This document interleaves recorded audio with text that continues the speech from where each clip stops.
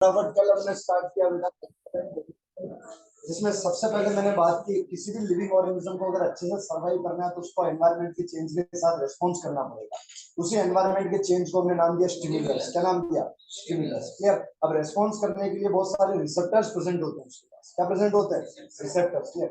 मैंने एक अमीबा का एग्जांपल लिया कि अमीबा फूड के लिए रिस्पॉन्स करता है, जैसे कि वो जो केमिकल्स होते हैं इसके लिए रिस्पॉन्स कर रहे थे। क्या बन गई यहाँ पे? स्टिमुलस। क्या बन गई? स्टिमुलस। फिर हमने बात की रिस्पॉन्स करने के लिए अलग अलग रिसेप्टर्स भी हो सकते हैं और सेंस ऑर्गन्स भी हो सकते हैं। जैसे कि मैंने बात की फोटो रिसेप्टर्स कहाँ प्रेजेंट है? रेटिना में। गस्टेटरी रिसेप्टर्स कहाँ प्रेजेंट है? नोज में नहीं, टेस्ट बर्ड्स। गस्टेटरी नोज में तो ऑल्फैक्टरी, ये टंग में। गस्टेटरी टेस्ट के लिए काम आते हैं, टंग में। ऑल्फैक्टरी नो दिक्कत यहाँ तक। का काम था बेटा स्टिमुलस को रिसीव करना और उस स्टिमुलस को किसमें कन्वर्ट कर देते हैं? इलेक्ट्रिक इंपल्स में। किसमें? इलेक्ट्रिक इंपल्स में। कि किसी भी रिसीवर रिसेप्टर में, अब ये रिसेप्टर कोई सेल भी हो सकती है और कोई ऑर्गन भी हो सकता है। यार किसी रिसेप्टर ने क्या रिसीव किया था? स्टिमुलस, और इसको किसमें कन्वर्ट कर दिया था? इलेक्ट्रिक इंपल्स, या इसको नर्व इंपल्स भी बोलते हैं। Nerve impulse. इस नर्व इंपल्स को कहां लेके गए? ब्रेन तक। ले जाने वाली का नाम सेंसरी न्यूरॉन। क्या नाम है? सेंसरी न्यूरॉन या सेंसरी नर्व। क्लियर? यहाँ से ब्रेन किसको भेजा? इफेक्टर। किसको भेजा? इफेक्टर। इफेक्टर जनरली कौन होती है? मसल। कौन होती है? मसल। क्लियर? लेना मसल और ग्लैंड्स भी हो सकते हैं। एंडोक्राइन सिस्टम, जैसे मैंने बताया था, हाइपोथैलेमस का एड्रेनल ग्लैंड का रोल। एड्रेनल जो कुत्ता पीछे पड़ा था, साथ के साथ एड्रेनल ग्लैंड ने क्या रिलीज किया? एड्रेनलिन। और तो उसको एक रिलीज करने के लिए कहा किससे? ब्रेन में। क्लियर? तो ये मसल या कोई ग्लैंड का एग्जांपल लिया था, तो मैंने उसमें कहा जैसे हार्ट बीट बढ़ रही है, मसल जल्दी जल्दी वर्क करने लगे और रेस्पिरेशन ब्रीदिंग रेट बढ़ गई, तो एक और एक से ज्यादा ऑर्गन या ऑर्गन सिस्टम जब एक साथ एक एफिशिएंट वे में वर्क करते हैं, एक प्रॉपर रेस्पॉन्स प्रोड्यूस करने के लिए, किसके लिए रेस्पॉन्स प्रोड्यूस कर रहा हूँ? स्टिमुलस के लिए। when one or more organ or organ system of a body works in an efficient way to produce a proper response for a stimulus, this is called as coordination. Stimulus के लिए proper response का coordination. हमने देखा दो तरह के coordination थे, neural coordination and chemical coordination. Chemical coordination में आ जाते हैं हार्मोन्स। यार एक एग्जांपल लिया था एड्रेनल ग्लैंड का, जो सीक्रेट कर रही थी एड्रेनलिन एंड नॉर एड्रेनलिन। और इधर न्यूरल कोऑर्डिनेशन को कौन कंट्रोल करेगा? Nervous system. इसमें आ जाएंगे सीएनएस और पीएनएस। अभी आज वही पढ़ने वाले नर्वस सिस्टम। तो यहाँ तक बस ये कल इतना सा समझा है, 5 डेफिनेशन। और नर्व सेल, फिर हमने बात की नर्वस सिस्टम की मेन सेल कौन सी थी? Nerve cell. और उसका डायग्राम बताया था मैंने, वापस देख लें एक बार।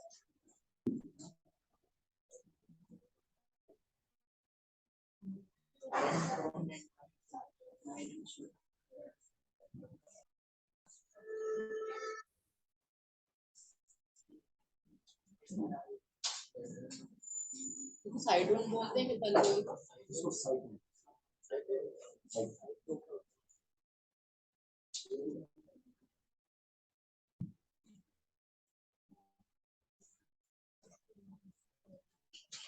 एक भी लिख सकते हैं, डेंड्रोन, डेंड्राइट्स, ऐसा इतना ज्यादा। ये जो बड़े रहते हैं डेंड्रोन, फिर आगे जाके और डिवाइड हो जाते हैं, तो डेंड्राइट्स बोलते हैं।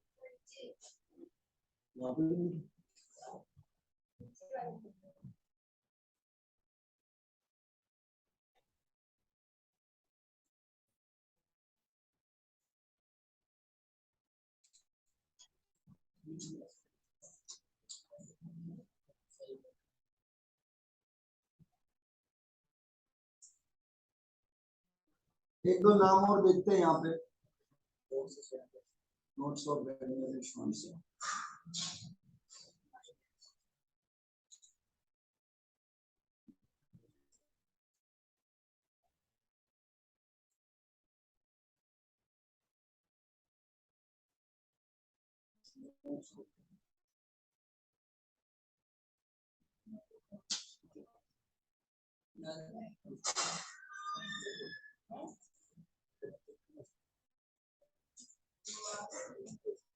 चलिए देखें बेटा, ये एक नर्व सेल है। क्लियर? यहाँ पे इसके फाइबर लाइक स्ट्रक्चर से इनका क्या नाम है? डेंड्रोन या डेंड्राइट्स। ये न्यूक्लियस और ये कौन है? साइटोप्लाज्म। इस पूरी को बोलते हैं सेल बॉडी। क्या बोलते हैं? Cell body. इसके लिए एक और वर्ड यूज कर सकते हैं बेटा, सेल को कवर करके रखती है बेटा, कैसी होती है? इंसुलेटेड। क्या नाम बताया था? Myelin sheath. क्लियर? अब देखें, ये माइलिन शीट के बीच में जो थोड़ा थोड़ा ऐसे गैप आ जाता है, इसको ऐसे नाम ध्यान रखना, इसका कोई ऐसा विशेष फंक्शन नहीं, इसको कहते हैं नोड्स ऑफ रेडियर।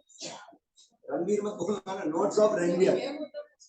हाँ गैप होता है, ये जैसे देखो ये यहाँ गैप दिख रहा है, ये यहाँ गैप दिख रहा है, यहाँ गैप दिख रहा है।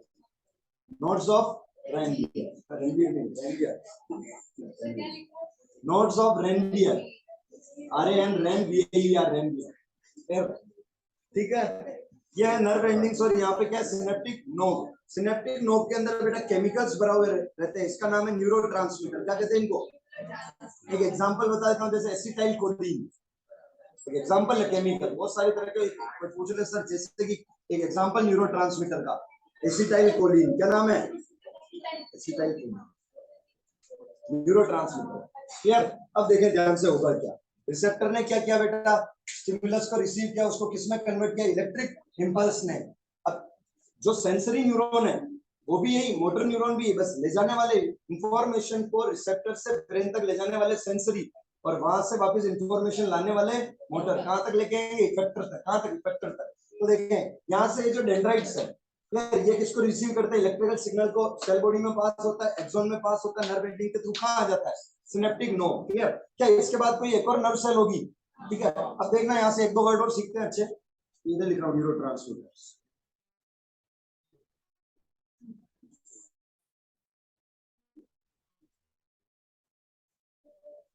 तो जिस तरह से समझ लें इसको, और ये आगे इससे कंटिन्यू करें। क्लियर? देखो यहाँ पे ये जो गैप है ये हो भी सकता है और नहीं भी हो सकता है। क्लियर? इन दोनों का ये जो जंक्शन क्रिएट हो रहा है, पहले वाले न्यूरॉन का और दूसरे वाले न्यूरॉन का, इस जंक्शन को बोलेंगे सिनेप्स। क्या बोलेंगे? सिनेप्स। पहले वाले न्यूरॉन का और दूसरे वाले न्यूरॉन के बीच में जो जंक्शन, जंक्शन मतलब जहां से नई चीज चालू हो रही है, जहां जंक्शन क्रिएट हो रहा है, उसको क्या बोलेंगे? सिनेप्स। क्या बोलेंगे? सिनेप्स। अब देखें ये गैप हो भी सकता है और नहीं भी हो सकता है। अगर ये गैप प्रेजेंट है तो इस गैप को बोलते हैं सिनेप्टिक क्लेफ्ट। क्या बोलते हैं? Synaptic cleft. क्लियर? न्यूरॉन से न्यूरॉन के बीच का जंक्शन है, उसका नाम है सिनेप्स। ये गैप हो या नहीं हो, जंक्शन तो होगा। जंक्शन मतलब एक चीज खत्म होकर दूसरी चीज चालू हो रही है, तो ये गैप हो या नहीं हो, क्या प्रेजेंट होगा? सिनेप्स तो प्रेजेंट होगा, लेकिन कुछ में एक गैप होता है और कुछ में नहीं। गैप प्रेजेंट भी हो सकता है और नहीं भी हो सकता है, और इस गैप को क्या कहते हैं? Synaptic gap. The gap between the two neurons, the gap between the two neurons is called as synaptic, and the junction between the two neurons is called as synapse. Clear? कोई दिक्कत? ठीक है। अब इधर देखें, जब इंफॉर्मेशन आई तो यहाँ से ये जो सिनेप्टिक नोब है ये केमिकल्स रिलीज करेगी जिनका क्या नाम है? न्यूरोट्रांसमीटर्स। क्या जो इंफॉर्मेशन है वो इलेक्ट्रिक इंपल्स की फॉर्म में आई थी। ये न्यूरोट्रांसमीटर्स क्या होंगे? यहाँ रिसीव हो जाए, यहाँ इस तरह से सीक्रेट हो जाता है। कहाँ पे? सिनेप्स पे। यानी दोनों के जंक्शन के बीच में सिनेप्स पे कौन सीक्रेट हो गए? न्यूरोट्रांसमीटर। इनको वापस कौन रिसीव करेंगे? डेंड्राइट्स। और इस तरह आगे से आगे फंक्शन चलता रहेगा। अब फाइनली आ गया मेरा इफेक्टर। जैसे कि एक कोई मसल मान लो, एक कोई मसल मान लो, ये मैंने एक मसल बनाई है। क्लियर?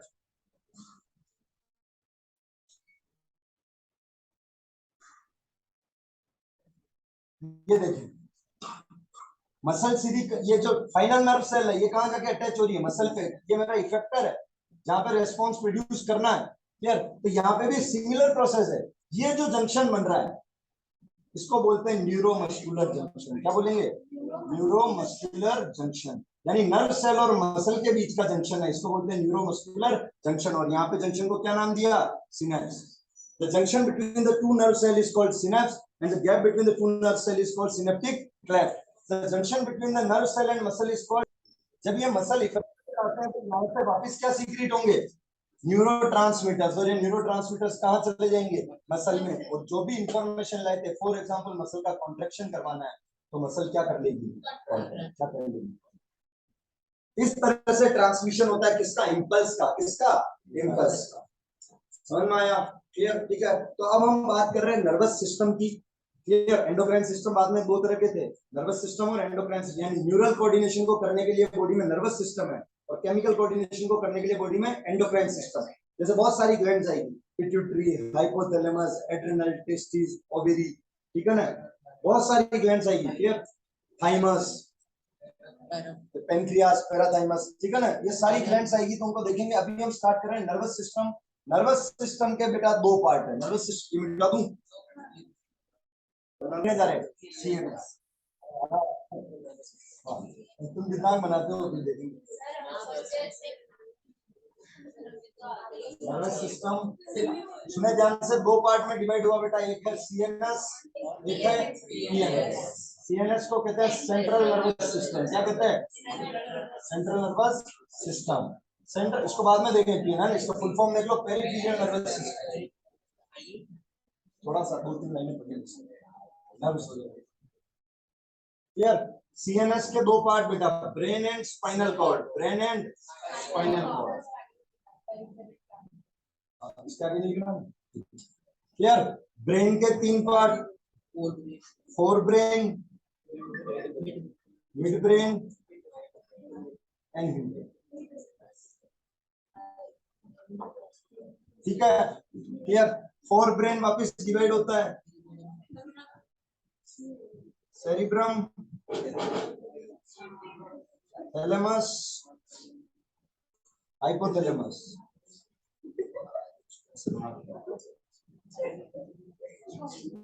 सेरिब्रम, हिंड ब्रेन, अच्छा है, thalamus and hypothalamus. Mid brain, hind brain divide है बेटा, pons, cerebellum and medulla oblongata. इसको केवल मेडुला भी बुला सकते हैं, मेडुला ऑब्लंगेटा भी बुला सकते हैं। ठीक है, अभी तक देखें बेटा नर्वस सिस्टम, यहां तक पढ़ेंगे अपन सीएनएस में और फिर स्पाइनल कॉर्ड। सुने, नर्वस सिस्टम दो parts, central nervous system, peripheral nervous system. इसमें आ जाते हैं बेटा ब्रेन और स्पाइनल कॉर्ड, और जितनी भी नर्व्स है, चाहे वो सेंसरी हो, मोटर हो, नर्व्स लाने ले जाने का जो काम कर रही है वो किसमें आ जाती है? सारी नर्व्स बॉडी की किसमें आ गई? पेरिफेरल नर्वस सिस्टम में। और सेंट्रल नर्वस सिस्टम में आ गया ब्रेन और स्पाइनल कॉर्ड। ब्रेन 3 पार्ट्स है, fore brain, mid brain, hind brain. Fore brain divide हुआ cerebrum, thalamus, hypothalamus. Mid brain के कोई पार्ट नहीं है, हिंड ब्रेन हुआ pons, cerebellum and medulla oblongata. इसको केवल मेडुला भी बोल सकते हैं या मेडुला ऑब्लंगेटा। क्लियर। अब देखो समझना ब्रेन की पोजीशन। ब्रेन बेटा एक बोनी कैविटी में प्रेजेंट है, क्लियर ना। उस पूरे का नाम स्कल नहीं है, स्कल पूरा ये होता है, ठीक है ना, पूरा। ब्रेन केवल इस ऊपर वाले हिस्से में, इसके अंदर 28-29 बोन्स है पूरे में, temporal bones, zygomatic, parietal, lacrimal. Clear है। जो ऊपर वाली बोन्स है, क्लियर, उनको बोलते हैं क्रेनियल बोन्स। क्या बोलते हैं? क्रेनियल। बहुत सारी होती है ऐसे सचल्स की फॉर्म में, ऐसे बहुत सारी क्रेनियल बोन्स होती है ऊपर, तो ये मिलके एक लेयर बना देती है, उस लेयर का नाम है क्रेनियम। क्या नाम है? क्रेनियम। यानी ये जो ब्रेन प्रेजेंट है ये किसके अंदर प्रेजेंट है? क्रेनियम के अंदर। और क्रेनियम एक बोन है, बोन की लेयर समझ लो, बोनी स्ट्रक्चर, बोन। अभी लेयर्स समझानी मुझे, इसलिए जगह छोड़ी। क्लियर। तो सबसे पहले किसके अंदर प्रेजेंट है? क्रेनियम के अंदर। किसके अंदर? क्रेनियम के अंदर। ठीक है। अब देखें ब्रेन की बेटा 3 लेयर्स है। कितनी लेयर्स है? 3। उनको बोलते हैं मेनिंजेस। क्या बोलते हैं? मेनिंजेस। ठीक है, यहाँ नाम लिख रहा हूँ मेनिंजेस। थोड़े नाम अलग अजीब आएंगे ना, दिमाग है, ये दिमाग है इसलिए अजीब आएंगे। मेनिंजेस बेटा 3 लेयर। कितनी लेयर बताइए? 3 लेयर। देखो सबसे पहले आएगी ड्यूरामेटर। क्या आएगी? फिर आएगी अरेकिनॉइड। क्या आएगी? अरेकिनॉइड। और फिर आएगी पायामेटर। कौन आएगी? ये ब्रेन को कवर करती है बेटा तीनों लेयर। ठीक है, इन तीनों को मिला के क्या बोलते हैं? Cranial meninges. क्या बोलते हैं? क्रेनियल। देखो क्रेनियम तो बोन होगी, ठीक है, ये बोन के अंदर प्रेजेंट है ब्रेन, क्यों? तो इसको प्रोटेक्ट कर सके। ये पूरा स्कल है, और स्कल के अंदर ये ऊपर क्या है? ब्रेन है, उसके अंदर कैविटी है, उस कैविटी को बोलते हैं, उसका नाम याद अपने कोर्स में सेला टर्सिका बोलते हैं, लेकिन अपन ये लेयर का नाम जान रखेंगे, ये क्रेनियम है। क्या है? क्रेनियम। क्रेनियल बोन्स से बनी है, बहुत सारी बोन्स होती है, उसको कवर करके लेयर बना, तो ये है क्रेनियम। अब इस क्रेनियम के बाद बेटा 3 लेयर्स होती है, ठीक है, तो उन लेयर्स को क्या बोला? Cranial meninges, duramater, arachnoid and piamater. तो देखो यहाँ मैं 3 लेयर्स बना रहा हूँ, 1, 2 और, अरे ये तो क्रेनियम है ना, हड्डी है। इसके बाद 3 लेयर, वो क्रेनियम है, बोन, और उसके बाद 3 लेयर जिनको नाम दिया cranial meninges, duramater, arachnoid and piamater. ठीक है। अब सुनो, ब्रेन में हम सबसे पहले बात करेंगे फोर ब्रेन की, जिसका क्या नाम है? सेरिब्रम। क्या नाम है? सेरिब्रम। ये जो रीजन दिख रहा है आपको, अच्छा सर ये ब्रेन बनाया कैसे? लोकेशन देखें इसकी, बताओ ये एलएस है या टीएस है? अरे लेफ्ट हैंड लॉन्गिट्यूडनल सेक्शन है या ट्रांसवर्स सेक्शन?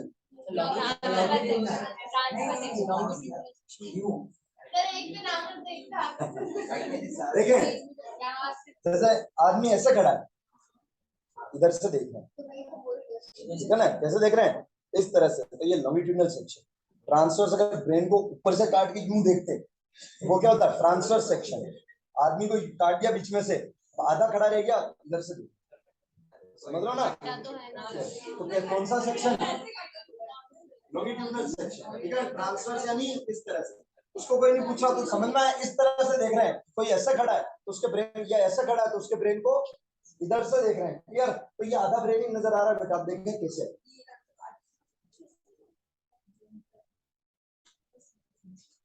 ये है पूरा ब्रेन, ये क्या है, पूरा ब्रेन, और ये इस तरह से दो पार्ट्स में होता है बेटा, क्लियर?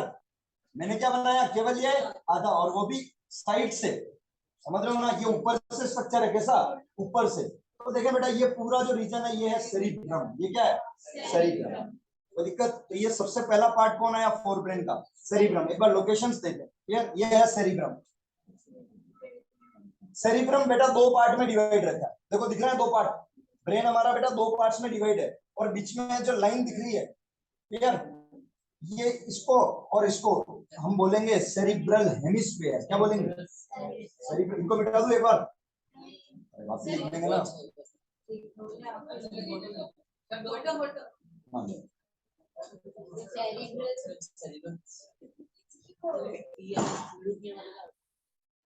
नहीं होगा तो अगर किसी भी कोई भी जंप होगा तो उसका सीधा इफेक्ट क्या है?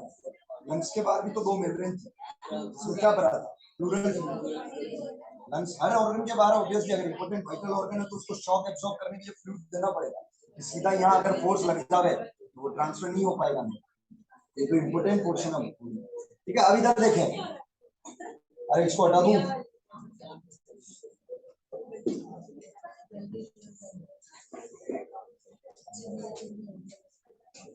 देखिए बेटा सेरिब्रम दो पार्ट में डिवाइड है, क्लियर?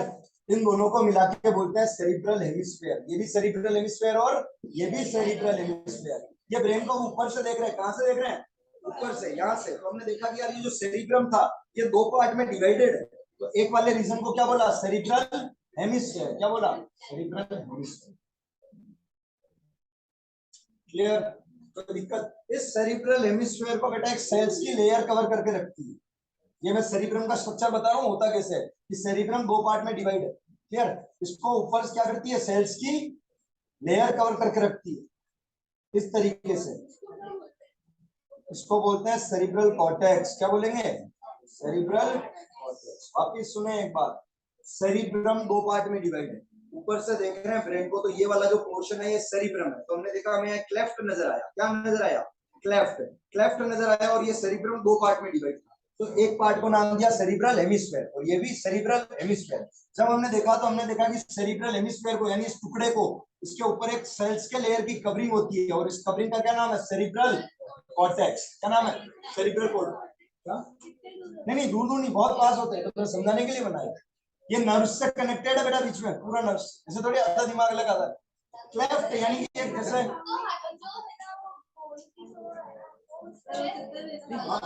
ब्रेन तो बोन में तो पूरे को कवर कर रखा है अभी अंदर, ये तो ब्रेन पढ़ने लग गए हम, सेरिब्रम। बोन तो हट गई, लेयर्स हट गई, सेरिब्रम पढ़ने लगे। यार ये दोनों आपस में नर्व्स से कनेक्टेड रहते हैं। अरे ना जैसे थोड़ी टूट जाएगा बॉडी का, ब्रेन आदमी हड्डी भी टूटती है आसानी से, ब्रेन के सिस्टम बहुत बहुत स्ट्रॉन्ग कनेक्शन, बहुत पास में। क्लियर? क्लेफ्ट मतलब देखो बेटा, आपको इस तरह से नजर आएगा, देखना एक वो वाली को जो लाइन नजर आ रही ना, समझ रहे हो कि इस तरह से क्लेफ्ट है, ये अलग पार्ट और ये अलग पार्ट, जैसे इतना गैप नहीं, बस ये जैसे लाइन नजर आ रही है, सेपरेशन हो रहा है इस पे और इस पे। हाँ ये है क्लेफ्ट। क्या है, क्लेफ्ट। तो ये बना सेरिब्रल हेमिस्फीयर, और ये भी सेरिब्रल, हाँ सेरिब्रम है पूरा, ठीक है, इक्वली काम करें।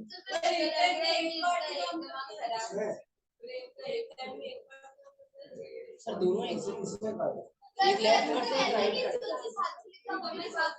अरे वो की बात नहीं, देखो दोनों लेफ्ट दोनों साइड अपने काम करें। लेफ्ट साइड राइट साइड घुमा लेंगे, राइट लेफ्ट घुमा लेंगे। ऐसा कोई रूल नहीं है बेटा, ब्रेन ब्रेन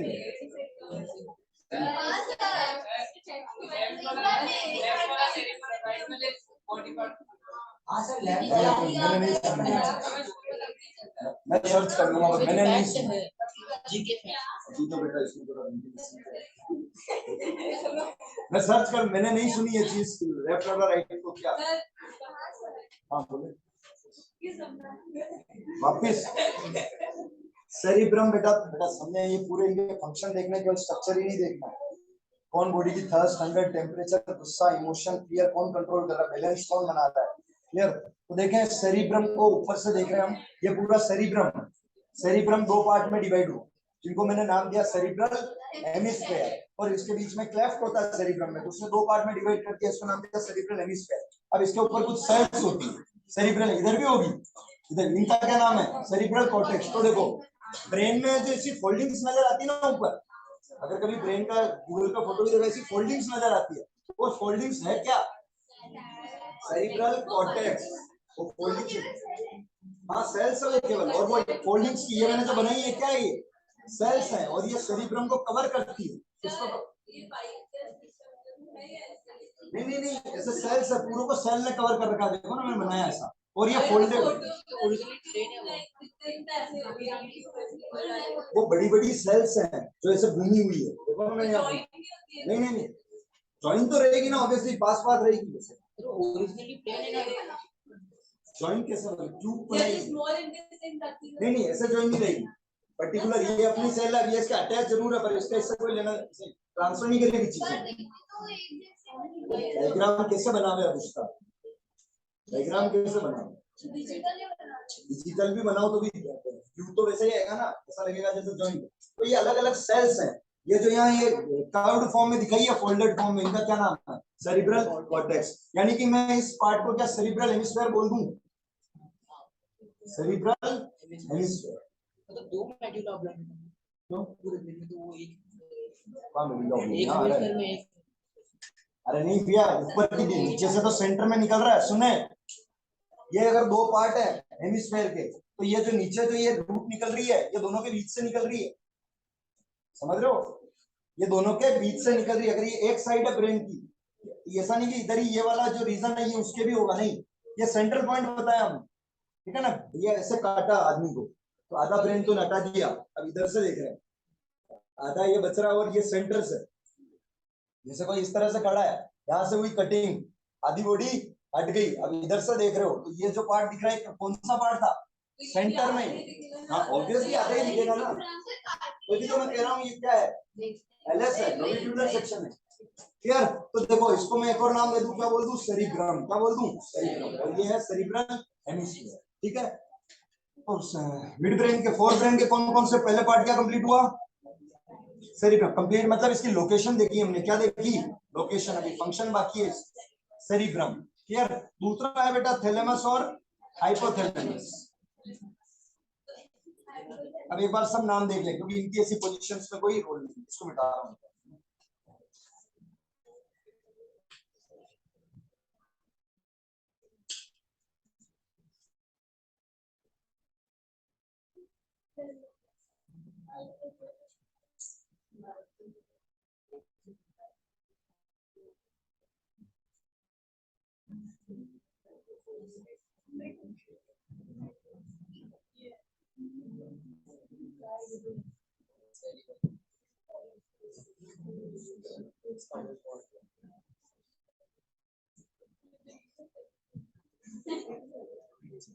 चलिए देखें बेटा, क्या सारे पार्ट आ चुके हैं, फोर ब्रेन के और मिड ब्रेन के और इन ब्रेन के।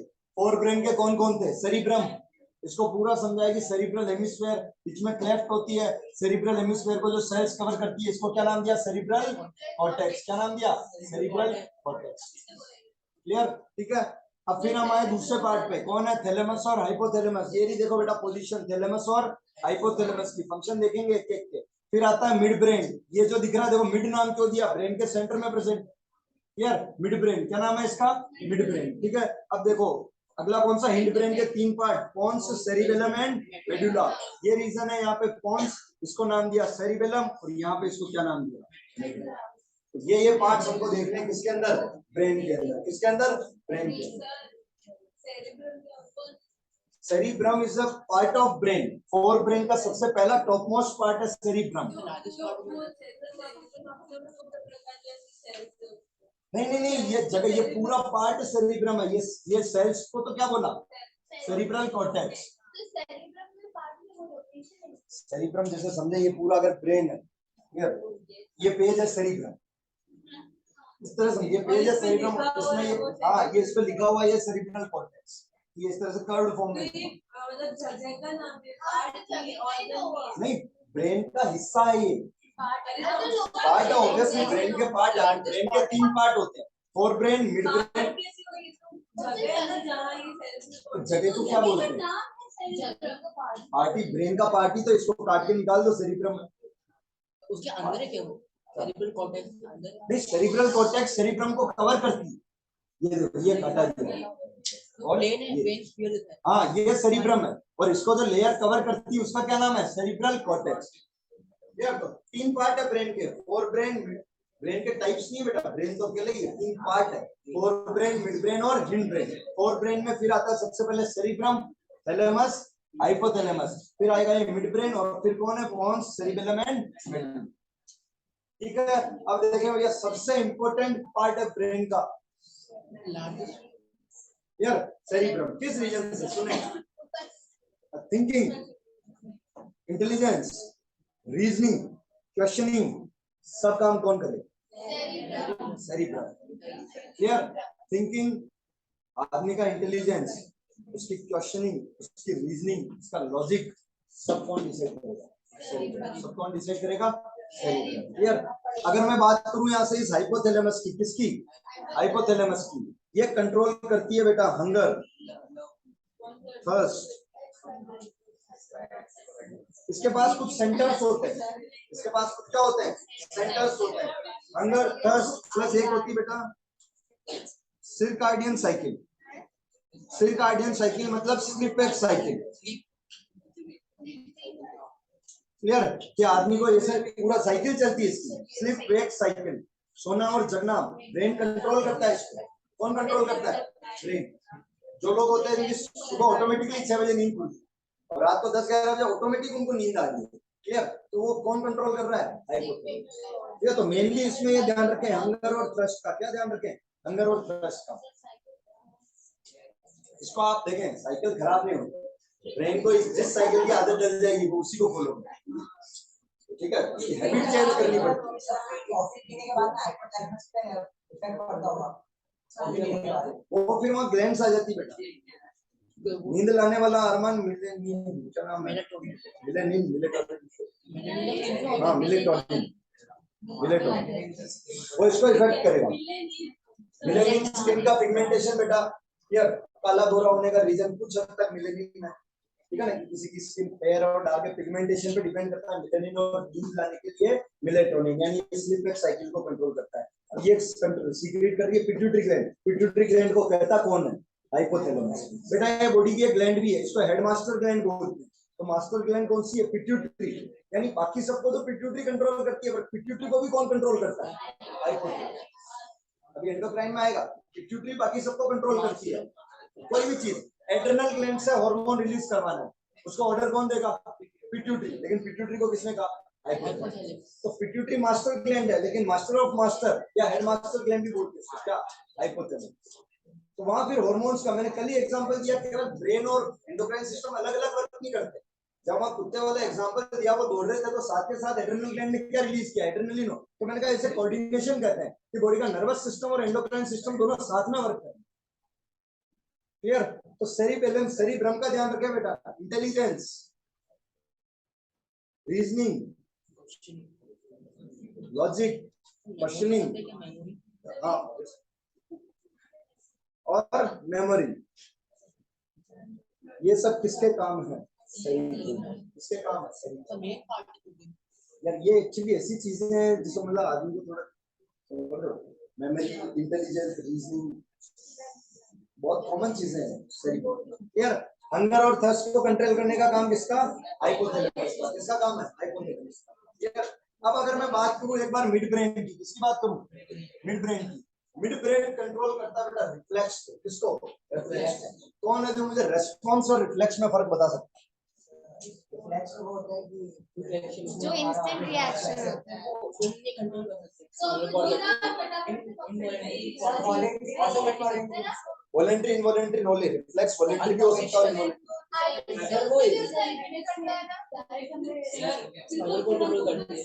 कॉमन लैंग्वेज में बताया, बायोलॉजी नॉट।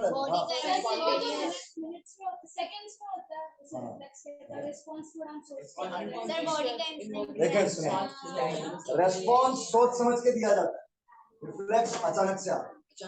रेस्पॉन्स सोच समझ के दिया जाता है, रिफ्लेक्स अचानक। तुम रास्ते पे जा रहे हो, किसी ने तुम्हारा नाम पुकारा, तो तुमने घूम के देखा वो रेस्पॉन्स था या रिफ्लेक्स था? अगर रिफ्लेक्स था तो सोचेगा क्या?